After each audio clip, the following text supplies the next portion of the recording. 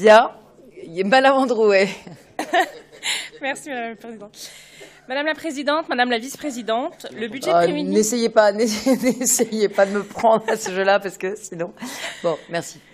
Le budget primitif de l'annexe 12 est assez révélateur des impulsions que vous prévoyez de donner à votre mandature. Beaucoup d'intentions, pour certaines louables, mais une traduction en actes, ici en chiffres, encore hésitante, un peu timorée et manquant parfois d'audace. Mais débutons d'abord sur une note positive. Le groupe Front National se félicite du classement sans suite de certaines dépenses engagées par la mandature socialiste, dont la portée idéologique et la résultante communautariste, pour ne pas dire parfois clientéliste, discréditait depuis trop longtemps la politique régionale de subventionnement. La priorité doit être le bien-être des Franciliens et non celui des copains ou des clandestins. Mais ce constat doit évidemment se nuancer. À la lecture de l'annexe, on s'interroge parfois de savoir si le comptable a bien rencontré le rédacteur de l'introduction de l'annexe, tant les mots ne coïncident pas toujours avec les budgets. Je reprends vos termes et objectifs.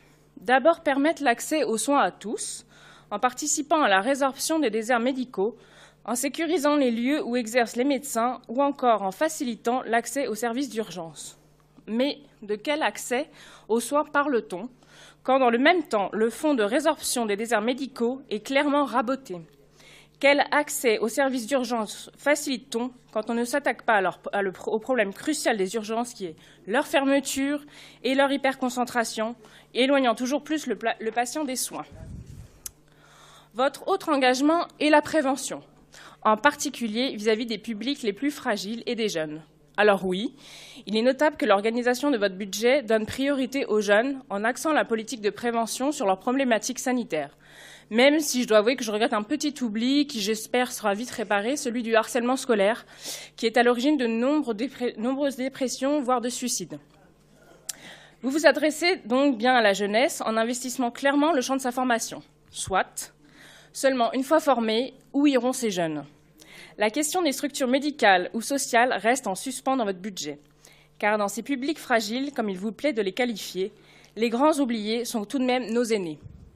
Aucune reconduction, aucun investissement pour les structures médicalisées ou le maintien à domicile.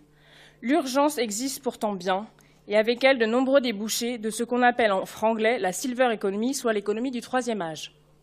L'Île-de-France fait figure déjà de mauvais élève en ce qui concerne la gestion sanitaire de ses aînés.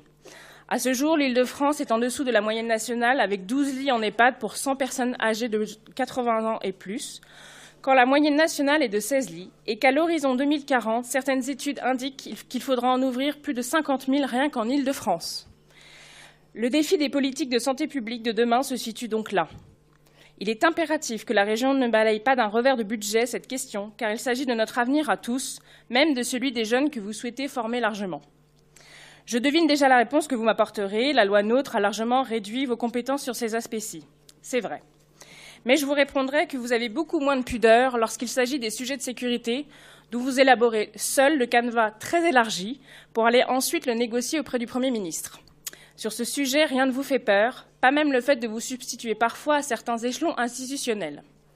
Alors pourquoi n'osez-vous pas la même chose pour les générations qui nous ont fait naître, nous ont éduqués et nous ont fait grandir ? N'est-ce pas la moindre des humanités que de se battre pour leur assurer de vieux jours dignes et paisibles? Alors oui, l'État se défausse, et la région n'est pas là uniquement pour colmater les brèches provoquées par une gestion nationale bancale. Mais je le répète, il y a urgence. L'urgence sécuritaire, vous l'admettez, l'urgence sanitaire, non. Pourquoi?